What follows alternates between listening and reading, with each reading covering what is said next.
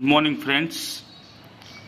Today we are going to discuss about Standard 12th English textbook, Unit 2, Read 1, Unforgettable Walt Disney. Unforgettable Walt Disney આ lesson જે આપણે Mickey mouse ને બધી જે TV channel સિરિયલ્સને જોઈએ છીએ એના વિશે છે. કેવી રીતે વોલ્ટ ડિઝનીએ આખું એનું સ્ટ્રક્ચર ઊભું કર્યું છે, માળખું ઊભું કર્યું છે. ને આ લેખ એમના ભાઈ રોય ડિસ્ની દ્વારા લખવામાં આવેલું છે. ટાઇટલ જોઈએ અનફર્ગેટેબલ એટલે કે ભૂલાય નહીં તેવું વોલ્ટ ડિઝની એટલે કે અવિસ્મરણીય, જેને કહેવાય ભૂલાય નહીં તેવું Walt Disney.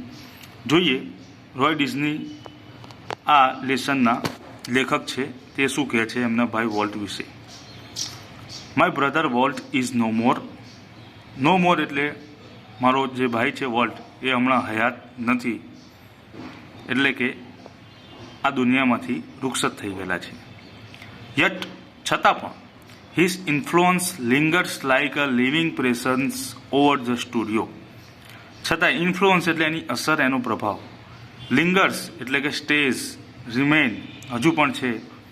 Like a living presence over the studio, જે સ્ટુડિયો છે ત્યાં હજુ પણ એનું જે પ્રભાવ છે, હજુ પણ ત્યાં એક જાણે એક હાજર હોય એવું લાગી રહ્યું છે. વેર કે જ્યાં એટલે કે સ્ટુડિયોની વાત છે. He turn out the cartoons, nature films and feature movies that made him known and loved around the world. અને આ સ્ટુડિયો કે જ્યાં એણે ઘણા બધા કાર્ટૂન્સ બનાવ્યા, નેચર ફિલ્મ્સ બનાવી છે, પ્રકૃતિને લગતી ફિલ્મ્સ છે, ફીચર મૂવીઝ છે, કે જેના દ્વારા એ આજુબાજુના જગતમાં આખા વિશ્વમાં તેને સારી એવું નામના મળી અને સુવિખ્યાત થયા. ઇવન નાવ આજે પણ as I walk around the studio crew એટલે જે તેના સ્ટુડિયોમાં કામ કરતા લોકો હોય છે તે, એટલે કે આજે પણ હું જ્યારે સ્ટુડિયોના જે મેમ્બર્સ હોય છે ત્યાં જાઉં છું ત્યારે I have expect to encounter that tall country boy figure head bowed in thought about some new project. આજે પણ જ્યારે હું આ સ્ટુડિયો મેમ્બર પાસે જાઉં છું ત્યારે આજે પણ મને એવી અપેક્ષાઓ હોય છે કે મને એનો સામનો થશે. કોનો સામનો? મારા ભાઈ વોલ્ટ ડિસ્નીનો. એન્કાઉન્ટર એટલે એનો સામનો કરવો. અહીંયા રોય ડિસ્ની એમના ભાઈના કેટલાક કેરેક્ટરિસ્ટિક કહે છે કે એ ભાઈ જો સ્ટુડિયોમાં બેઠો હોય તો કેવો હોય, તો કે ધેટ ટોલ, ઊંચો, country boy figure. Country boy એટલે જે કહેવાય કે દેશી કપડાઓ પહેરેલા હોય ગામડિયા ટાઈપ એ. હેડ બાઉડ ઇન થોટ, હંમેશા એનું માથું કોઈના કોઈ વિચારોમાં જ ઝૂકેલું હતું. અબાઉટ સમ ન્યૂ પ્રોજેક્ટ, ને હંમેશા નવા નવા પ્રોજેક્ટની અંદર જ એ વિચારમગ્ન રહેતો. Volt was so much the driving force behind all we did. જે વોલ્ટ છે એ અમારા માટે ડ્રાઇવિંગ ફોર્સ હતો. આ વિદ્યાર્થી મિત્રો, અહીંયા ડ્રાઇવિંગ ફોર્સ એટલે શું છે કે જે સોર્સ ઓફ મોટિવેશન છે, જે અમારું પ્રેરણા સ્ત્રોત છે. અમે જે કંઈ પણ કર્યું, ઓલ વી ડીડ, એની પાછળ અમારું જે પ્રેરણા સ્ત્રોત હતું એ અમારો ભાઈ વોલ્ટ હતું. From making movies to building Disneyland, movie બનાવવાથી લઈ અને જે આ ડિઝનીલેન્ડનું જે બિલ્ડિંગનું ઊભું કર્યું એની પાછળ અમારો ભાઈ જ પ્રેરણા સ્ત્રોત હતું. That people constantly mention his name as if he were still alive. આજે પણ લોકો એનું નામ લઈ રહ્યા છે જાણે કે as if he were still alive, આજે જાણે કે એ આજે પણ જીવતો હોય. Every time we show a new picture or open a new feature at Disneyland someone is bound to સે.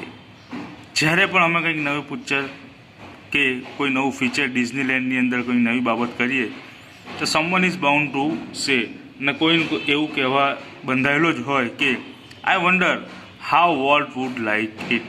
મને આશ્ચર્ય થાય છે કે વોલ્ટ આને કેવી રીતે પસંદ કરશે. And when this happens I personally realize that it was something he himself had plan.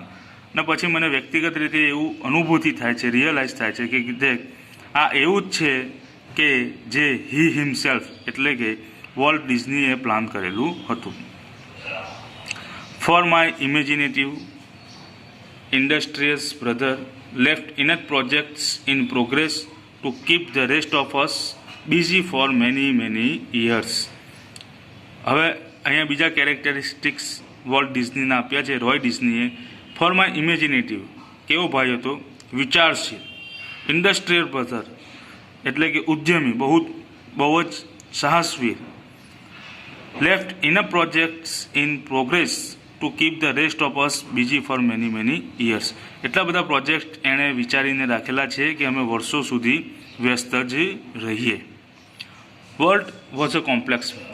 એ કેવો હતો, સિમ્પલ માણસ હતો નહીં, ખૂબ જ જટિલ હતો, કોઈ એને સમજી શકે નહીં. To the writers, producer and animators, કે જે લેખક કરતા હતા, જે પ્રોડ્યુસર્સ હતા અને એનિમેટર્સ જે એનિમેશન કરનારા હતા, હુ વર્ક વિથ હિમ, કે જે એમની સાથે કામ કરતા હતા. He was a genius who had an extraordinary ability to add an extra stroke of imagination to any story or idea. જે રાઇટર્સ હતા, પ્રોડ્યુસર્સ હતા, એનિમેટર્સ હતા, એમના માટે વોલ્ટ કેવું હતું કે જીનિયસ હતું. જીનિયસ એટલે ખૂબ જ પ્રતિભાશાળી અને પ્રતિભાસંપન્ન હતું કે એ હંમેશા કોઈ પણ સ્ટોરી કે આઈડિયા હોય કે એની અંદર પોતાની વિચારોથી કોઈ એક એક્સ્ટ્રા સ્ટ્રોક, કંઈક વિશેષ અંદર ઉમેરણ કરતા હતા.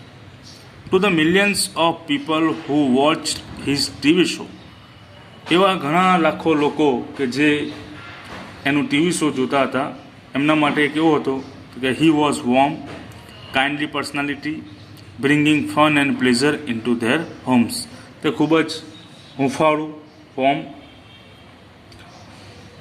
કાઇન્ડલી પર્સનાલિટી, ખૂબ જ સારું એવું વ્યક્તિત્વ ધરાવતું અને બધાના ઘરોની અંદર બ્રિંગિંગ ફન એન્ડ પ્લેઝર, એવું મનોરંજન અને શાંતિ પ્રદાન કરતું એ વ્યક્તિ હતો.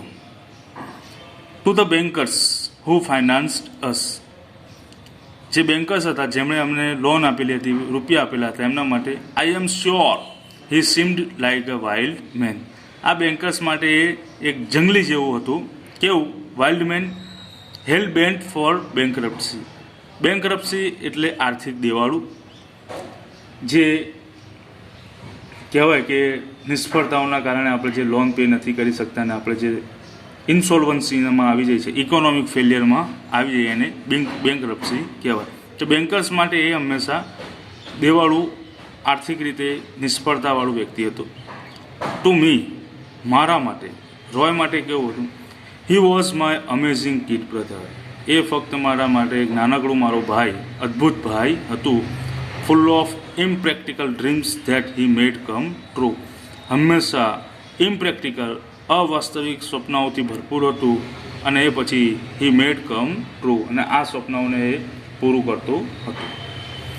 The apple orchard and weeping willows stand green and beautiful at our old farm, where Walt sketched his first animals. The apple orchard એટલે વાડી, જે અમારી સફરજનની વાડી, એન્ડ વીપિંગ વિલોઝ, એક નેતર જેવું વૃક્ષ આવે છે કે જેની ડાળીઓ લચીલી અને એવી ઢળેલી હોય છે. સ્ટેન્ડ ગ્રીન, આજે પણ હરિયાળા જ છે.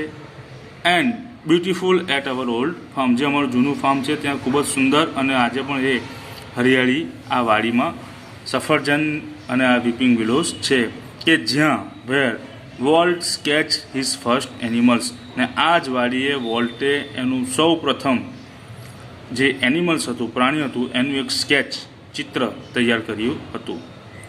આઈ રિકોલ, મને યાદ છે, how Walt and I would snuggle together in a bed and hear the haunting whistle of a locomotive passing in the night. મને આજે પણ યાદ છે કે વોલ્ટ અને આઈ એટલે હું, રોય, વુડ સ્નગલ ટુગેધર, સ્નગલ એટલે ક્લોઝ, અમે હંમેશા એક પથારીમાં એક બીજાથી બિલકુલ પાસે સોતા. એન્ડ હિયર, અને સાંભળતા શું? The haunting whistle of a locomotive passing in the night, કે જે ઓલું એન્જિનવાળી જે ટ્રેન હતી જે અમારે પાડોશમાંથી પસાર થતી હતી, એની જે હોન્ટિંગ, પરસિસ્ટન્ટ, અવારનવારની જે એની વિસલો હતી, એનું અમે એ વિસલ એને સાંભળતા હતા. અવર અંકલ માઇક, જે અમારા કાકા હતા Mike, was an engineer and he had blow his whistle. એ ગાડીની અંદર, જો અહીંયા મિત્રો અહીંયા આપણે ચિત્રની અંદર આપેલું જ છે જે લોકોમોટિવ જે કહેવાય ટ્રેન જે પહેલાંની હતી એન્જિન ધુમાડાથી ચાલતી એના જે એન્જિનિયર હતા એ અમારા કાકા માઇક જ હતા અને એ જ આ વિસલ વગાડતા હતા, બ્લો કરતા હતા. One long and two short, એક લાંબી વિસલ વાગતી અને પછી બે નાનકડી ટૂંકી. જસ્ટ ફોર અસ, ફક્ત એ અમારા માટે આવું કરતા જ્યારે અમારા પાડોશમાંથી એ પસાર થતા ત્યારે. Walt never lost his love for trains, વોલ્ટને હંમેશા ટ્રેન પ્રત્યે પ્રેમ હતો જ અને ક્યારે પણ એ ભૂલી શક્યો નહીં. યર્સ લેટર, વર્ષો પછી, an old fashion train was one of the first attractions at Disneyland. અને જ્યારે અમે ડિઝનીલેન્ડ ઊભું કર્યું ત્યારે જે જૂની એમ કહેવાય ઓલ્ડ ફેશન ટ્રેન એ આ ડિઝનીલેન્ડનું એક આકર્ષણનું કેન્દ્ર બની રહી. As far back as I can remember, જેટલું હું પાછળથી યાદ કરું એટલું, Walt was drawing, Walt drawing કરતો હતો. The first money he ever made was a nickel for a sketch of a neighbour's horse. અને સૌ પ્રથમવાર જો વોલ્ટે પૈસા કમાવ્યા હોય તો એ પૈસા કયા હતા? અ નિકલ, ત્યાંની એક કરન્સી છે, એક કોઈન છે. For sketch of neighbour's horse, પાડોશીના જે ઘોડો હતો એનું સ્કેચ, એનું ચિત્ર દોરી અને એને નિકલ એટલે કોઈન કમાવેલા હતા. He studied cartooning in Chicago and then started a little animated cartoon company in Kansas City that flopped. પછી શું થયું? He studied cartooning in Chicago, શિકાગોમાં એણે કાર્ટૂનિંગ વિશે અભ્યાસ કર્યો અને પછી and then started a little animated cartoon company, અને પછી એણે એક એવી નાનકડી એવી કાર્ટૂન કંપની, એનિમેશનવાળી કાર્ટૂન કંપની કાન્સાસ સિટીની અંદર શરૂ કરી. પરંતુ શું થયું? ધેટ ફ્લોપ, પણ એમાં એમને નિષ્ફળતા મળી. I was in Los Angeles when Walt just 21 decided to try his luck in Hollywood. જ્યારે હું એટલે કે રોય ડિઝની લોસ એન્જલ્સમાં હતા ત્યારે વોલ્ટ 21 વર્ષના હતા અને એમણે ડિસાઇડ કર્યું હતું કે try his luck in Hollywood, હોલિવૂડની અંદર એનો લકનું આજમાઈશ કરશે. I met him at the station, હું એમને સ્ટેશન ઉપર મળ્યો. He was carrying a cheap suitcase that contained all of his belongings. હું જ્યાં તેને સ્ટેશન પર મળ્યો ત્યાં એની પાસે એક ચીપ સુટકેસ, ખૂબ જ એવી સામાન્ય સુટકેસ હતી અને એની અંદર ધેટ કન્ટેન્ટ, એની અંદર ઓલ ઓફ હિઝ બિલોંગિંગ્સ, એનું બિલોંગિંગ્સ એટલે એનું જે સર સામાન હતું વોલ્ટનું એ બધું એની અંદર હતું. We borrowed $500 from an uncle and Walt started a cartoon series called Alice in Cartoonland. પછી અમે લોસ એન્જલ્સની અંદર શું કર્યું કે અમે $500 ઓછીના, બોરોડ ઓછીના અમારા એક અંકલ પાસેથી લીધા ને ત્યાર પછી વોલ્ટે એક કાર્ટૂન સિરીઝ શરૂ કરી કે જેનું નામ શું હતું? Alice in Cartoonland. આ નામની કાર્ટૂન સિરીઝ એણે શરૂ કરી. ઇટ વોઝ ટફ ગોઈંગ, એ ભાગ્ય જેવી ચાલતી હતી, એટલી બધી એમાં સફળતા નહોતી. Walt did all the animations and I cranked the old fashion camera. આ સિરીઝની અંદર વોલ્ટ શું કરતું હતું કે જે ચિત્રો હતા એને એનિમેશન કરતા હતા અને જે હું એટલે કે રોય ડિઝની હતા એ ક્રેન્ક્ડ ધ ઓલ્ડ ફેશન કેમેરા, જે જૂના જમાનાનું એક કેમેરા હતું કે જે એ હું ચલાવતો હતો. ને આ કેમેરામાં કેવા હતા કે જે converting linear to circular motion, કોઈ સીધું ચાલતું હોય લાઇનની અંદર એને સર્ક્યુલરમાં મોશનમાં કરવું, એટલે જે આ કેમેરાની કરામતો હોય છે એ બધું હું કરતો હતો.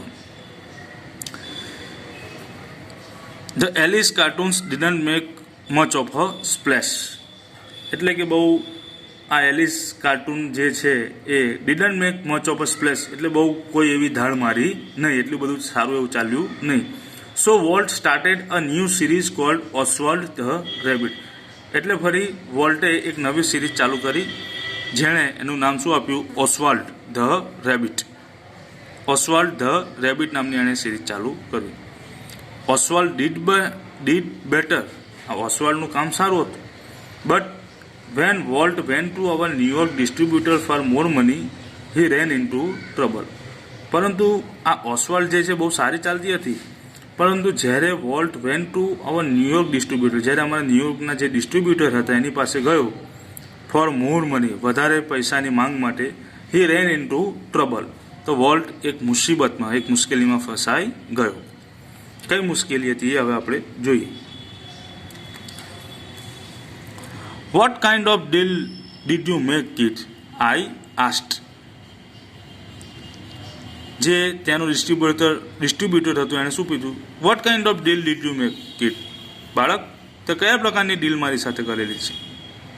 વી haven't got a deal, Walt admitted. વોલ્ટે ઉમેર્યું કે આપણે કોઈ જ ડીલ નથી થઈ. The distributor copyrighted Oswald and he is taking over the series himself. જે ડિસ્ટ્રીબ્યુટર હતો એણે આ જે સિરીઝ હતી ઓસ્વાલ્ડ ધ રેબિટ, એના બધા જ કોપીરાઇટ લઈ લીધા.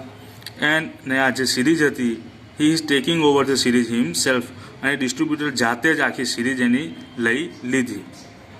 સ્ટ્રેન્જલી Walt didn't seem downhearted. આ બધું થયા છતાં પણ આશ્ચર્યની વાત એ છે, સ્ટ્રેન્જ થિંગ છે કે મહેનત બધી વોલ્ટની હતી, અને જ્યારે પૈસાની માંગ માટે ન્યુયોર્કના ડિસ્ટ્રીબ્યુટર પાસે ગયો તો ડિસ્ટ્રીબ્યુટરે કીધું કે ભાઈ આપણી પાસે કઈ એવી ડીલ થયેલી નથી, અને જે સારી એવી ઓસ્વાલ્ડ ધ રેબિટ નામની સિરીઝ ચાલતી હતી એના બધા કોપીરાઇટ લઈ લીધા, અને આખી સિરીઝ પોતાની જાતે એણે લઈ લીધી. છતાં પણ તમે જુઓ કે કોઈ વ્યક્તિએ મહેનત કરી લે, બધી વસ્તુ સામેવાળી લઈ લેતા આપણે શું કરતા હોય છે? ડાઉન હાર્ટ થઈ જતા હોય છે, અનહેપી થઈ જતા હોય છે, કે આપણે ડિપ્રેસ, હતાશ થઈ જતા હોય છે. પણ strangely Walt didn't seem downhearted. આ બધું થવા છતાંય વોલ્ટ ક્યારેય અનહેપી કે ડિપ્રેશનમાં ગયા નહીં, હતાશ થયા નહીં. We are going to start a new series, he enthused. અને પાછું વધુ પ્રોત્સાહિત થઈને વોલ્ટ શું કહેતા હતા? We are going to start a new series, આપણે કોઈ નવી સિરીઝ બનાવીશું. It's about a mouse and this time we will own the mouse. અને આ જે સિરીઝ હશે એ એક માઉસ ઉપર હશે, એક ઉંદરા ઉપર હશે, અને આ વખતે this time we will own the mouse, એના કોપીરાઇટને બધું જ આપણે જાતે જ કરીશું. પછી જોઈએ the rest is A history. હવે જે બાકીનું હતું બધું એક ઇતિહાસ છે. વોલ્ટ્સ માઉસ મિકી, જે વોલ્ટ જે આ માઉસ ઉપર સિરીઝ બનાવી હતી એનું નામ એણે શું રાખ્યું હતું? મિકી. મિકી માઉસ જેને આપણે કહીએ છીએ. Celebrated his 48th birthday in 1968. 1968ની અંદર આ સિરીઝ શરૂ થયાના 40મો બર્થડે આ લોકો 1968ની અંદર મનાવ્યો એ લોકોએ. એટલે એના ઉપરથી એક વસ્તુ ખ્યાલ પડે કે 40મો બર્થડે 1968ની અંદર બનાવ્યો, તો એની શરૂઆત ક્યારે થઈ હોય? તો 40 વર્ષ પહેલાં, એટલે કે 1928. આ યાદ રાખજો. And a happy 48th it was. અને આ જે સેલિબ્રેશન હતો એ ખૂબ જ આનંદદાયક અને મોજીલું હતું. A quarter of a billion people, એટલે કે 25 કરોડ લોકોએ, quarter of a billion people so a Disney movie in 1968. 1968ની અંદર 25 કરોડ લોકોએ આ મૂવી જોઈ હતી. 100 million watch a Disney TV show. Million એટલે 10 લાખ, ને 100 મિલિયન એટલે 10 કરોડ લોકોએ આ ડિઝની ટીવી શો જોયું હતું.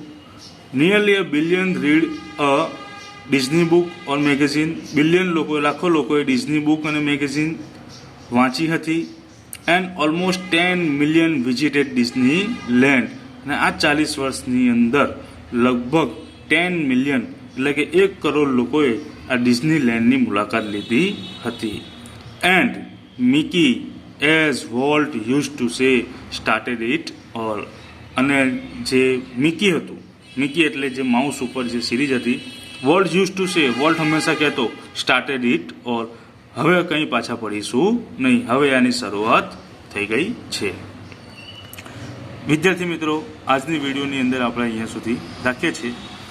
નેક્સ્ટ જે સ્ટોરી છે આપણે નેક્સ્ટ વિડીયોની અંદર એની ચર્ચા કરીશું. ત્યાં સુધી જેટલા પણ નવા વર્ડ્સ આવ્યા છે એ તમારે ફેરબુકની અંદર વોકાબ્યુલરીના હેડિંગ હેઠળ તમારે એને લખી લેવાના છે. ત્યાં સુધી stay home, stay safe and healthy. જય હિન્દ.